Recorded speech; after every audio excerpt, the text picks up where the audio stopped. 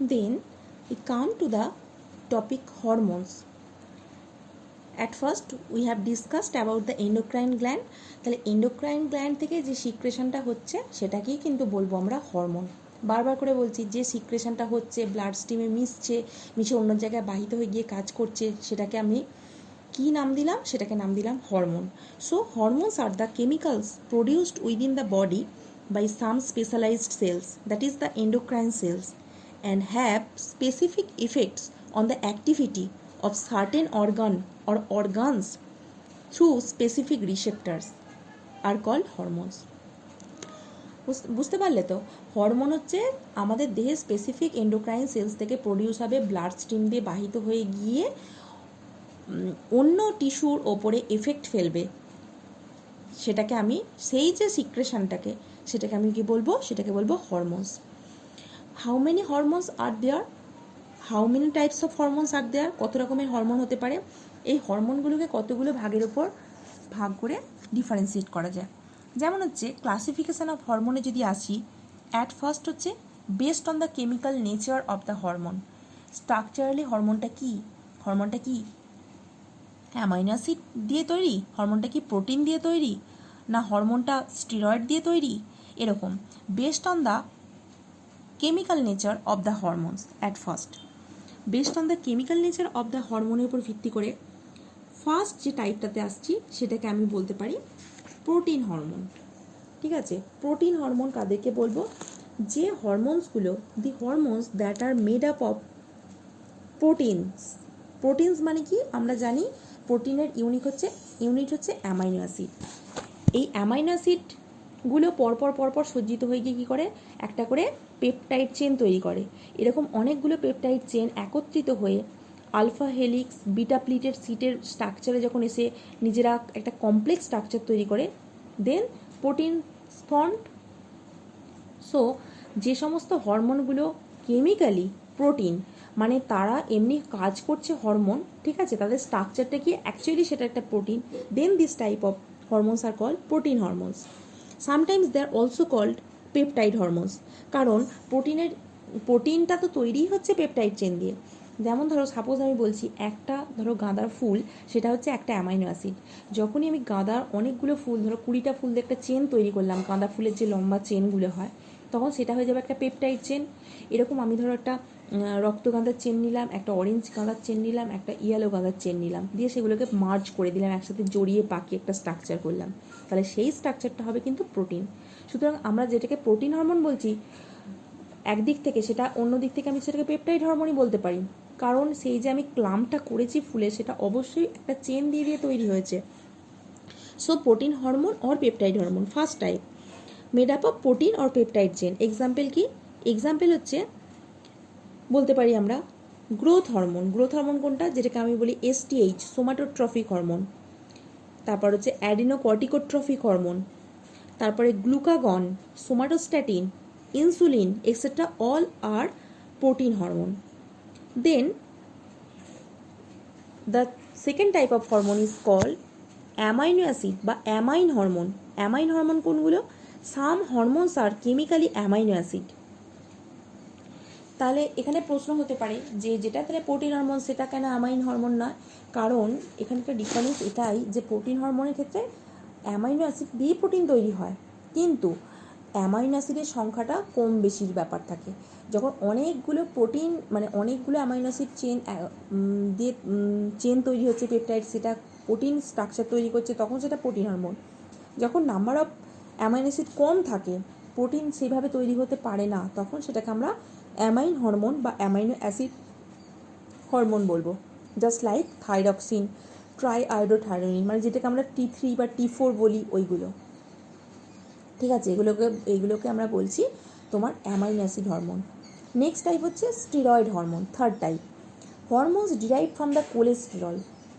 যে সমস্ত হরমোনগুলোর কোলেস্টেরল থেকে কোলেস্টেরলের ডেরিভেটিভ হয়, তাদেরকে বলা হয় স্টেরয়েড হরমোন, কারণ স্টেরয়েডের মেন কম্পোনেন্ট হচ্ছে cholesterol. The hormone those are derive from the cholesterol are call steroid hormone. Steroid example হচ্ছে কি সেক্স হরমোন যেগুলো হয়, androgen, estrogen, progesterone etcetera etcetera. ঠিক আছে? তাহলে এগুলো হলো কিসের উপর ভিত্তি করে? এগুলো হচ্ছে কেমিক্যাল নেচারের উপর ভিত্তি করে হচ্ছে হরমোন। তাহলে classification based on the chemical nature of the hormone. There are 3 types of hormone, that is the protein hormone, second হচ্ছে amino acid hormone, and third is the steroid hormone. Then the type is based on the solubility of the hormone. Solubility of the hormone, that is either the hormone is soluble in water or the hormone is soluble in lipid. Based on the solubility of hormone, there are 2 types of hormone, that is first is water soluble hormone and the second is lipid soluble hormone. Water soluble hormone, the hormones that are soluble in water, that are easily soluble in water, they are called water soluble hormone. And the hormones that are not easily soluble in water, that are soluble in lipid, then they are called lipid soluble hormone. Lipid soluble hormone কোনগুলো? যেমন হচ্ছে steroid hormone. Steroid hormone হচ্ছে lipid soluble hormone. Steroid hormone মানে সমস্ত sex হরমোনগুলোই কিন্তু steroid hormone, সেগুলো হচ্ছে lipid soluble hormone. আর এদিকে প্রোটিন বা পেপটাইড হরমোন যেগুলো বলা হয়েছে, এসটিএইচ, এসিটিএইচ, ইনসুলিন যেগুলো বলা হয়েছে ফার্স্টে, সেগুলো হচ্ছে ওয়াটার সলিবল হরমোন। তাহলে পেপটাইড হরমোন বা প্রোটিন হরমোনগুলো হচ্ছে water soluble hormone, and lipid soluble hormone হচ্ছে যে হরমোনগুলো স্টেরয়েড হরমোন, সেক্স হরমোন যেগুলো, সেগুলো লিপিড সলিবল, সেগুলো কিন্তু not soluble in water, insoluble in water but soluble in lipid, hence they are called lipid soluble hormone. Then the classification will be based on the nature of action. Nature of action means, that is the nature of action means where the hormone works, where the hormone acts, in which tissues the hormone acts on. মানে কোন ধরনের টিস্যুগুলোর উপরে hormone কাজ করবে, local টিস্যুর উপর করবে নাকি দূরবর্তী টিস্যুর উপর করবে, তার উপর ভিত্তি করে 2 ধরনের রয়েছে। একটাকে আমি বলতে পারি লোকাল হরমোন, আর একটাকে বলতে পারি ট্রফিক হরমোন। লোকাল হরমোন মানে হচ্ছে the hormones that acts on the surrounding place of their origin. যে সমস্ত হরমোনগুলো যেখানটা থেকে তারা অরিজিন করছে, যে এন্ডোক্রাইন গ্ল্যান্ড থেকে তারা তৈরি হচ্ছে, সেই সারাউন্ডিং টিস্যুর উপরই কাজ করে, মানে লোকালি কাজ করে। দে আর call local hormone, like gastrin, secretin. These hormones are secreted from the gastrointestinal tract, mucous membrane of gastrointestinal tract, hence they are called local hormone. তারা গ্যাস্ট্রোইন্টেস্টিনাল ট্র্যাক্ট থেকেই তৈরি হয়, আবার গ্যাস্ট্রোইন্টেস্টিনাল ট্র্যাক্টের উপরই কাজ করে, গ্যাস্ট্রিন, সিক্রেটিন এক্সেট্রা। আর in other way, what is the trophic hormone? Trophic hormone is the hormones that acts or that works on another place of the local hormone, of their local origin. Hormones of anterior pituitary called trophic hormone. And we can also say that the trophic hormone is the hormone that is originated from one place and act on other tissues to stimulate them to secrete hormone. যেমন ধরো suppose anterior pituitary থেকে একটা hormone বেরোচ্ছে, কি hormone? ACTH hormone, adeno corticotrophic hormone, ACTH. তো এই ACTH হরমোনটা কোথা থেকে বেরোলো? অ্যান্টেরিয়র পিটুইটারি থেকে বেরোলো। বেরোনোর পর এ কাজ করছে কার উপরে? অ্যাডিনো কর্টিকোট্রফিক হরমোন, মানে এ কাজ করছে অ্যাডিনাল গ্ল্যান্ডের উপরে, অ্যাডিনাল গ্ল্যান্ডের উপরে এ কাজ করছে। তাহলে এর অরিজিন কিন্তু পিটুইটারি, গিয়ে কাজ করছে অ্যাডিনালের উপরে, এবং শুধু কাজ করছে তাই নয়, এসিটিএইচ হরমোন ওর উপর কাজ করে ওকে আবার অন্য হরমোন ক্ষরণে উদ্দীপিত করছে। তার ফলে অ্যাডিনাল থেকে আবার কী কী হরমোন বেরোয়? এপিনেফ্রিন, নর এপিনেফ্রিন, মানে অ্যাডিনালিন, নর অ্যাডিনালিন যেগুলোকে বলে আর কি। তাছাড়াও তোমার corticoid, glucocorticoid, mineralocorticoid, there are several types of hormone that are secreted from the adrenal gland by the effect of the ACTH. Hence we can say that the ACTH is a local hormone. ACTH is a trophic hormone. Like that, ACTH, TSH, STH, all are the trophic hormone.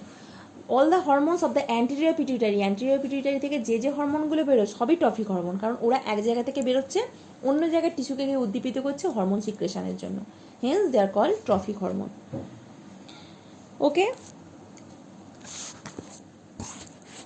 there are one type of classification also based on the receptor. This classification is not more important, but this is an extra type of classification based on the receptor.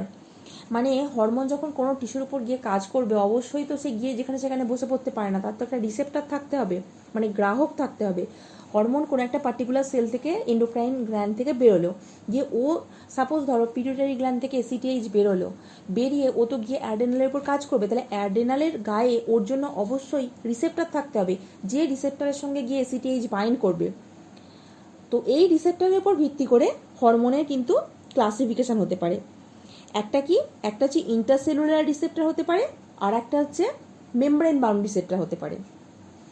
মানে suppose ধরো কোনো একটা জায়গা থেকে endocrine থেকে একটা hormone suppose secret করলো, secret করে ও যে সেলটার গায়ে গেল, সেই সেলের মেমব্রেনের গায়েই রিসেপ্টর রয়েছে, তখন সেটাকে আমি বলবো মেমব্রেন বাউন্ড রিসেপ্টর। এরকম রিসেপ্টরে কে কে কাজ করে, যেমন ইনসুলিন, গ্লুকাগন, এপিনেফ্রিন, এই যে হরমোনগুলো, তারা ওই মেমব্রেন বাউন্ড রিসেপ্টরে গিয়ে কাজ করে। ওরা যে সেলের উপর যায় তার গায়ে একদম, মানে বাইরের বাউন্ডারির গায়েই সিকিউরিটি গার্ড রয়েছে, সেখানে গিয়ে তাকে রিসিভ করে নেওয়ার জন্য, সেটা হচ্ছে মেমব্রেন বাউন্ড রিসেপ্টর। মানে এই যে ইনসুলিন, গ্লুকাগন, এপিনেফ্রিন, এরা মেমব্রেন বাউন্ড রিসেপ্টরের সঙ্গে আটকে কাজ করে। আর in other way thyroxine, cortisol, এই যে হরমোনগুলো রয়েছে, এরা মেমব্রেন বাউন্ড রিসেপ্টরের সঙ্গে আটকায় না, এরা সেলের মধ্যে ঢুকে যায়, ওদের বাউন্ডারিতে আটকানোর মতো কেউ নেই, ওরা মানে সেল মেমব্রেনকে ভেদ করে সেলের ভেতরে, মানে সাইটোপ্লাজমের ভেতরে ঢুকে যাবে একদম। ওদের রিসেপ্টরটা জেনারেলি নিউক্লিয়াসের গায়ে থাকে।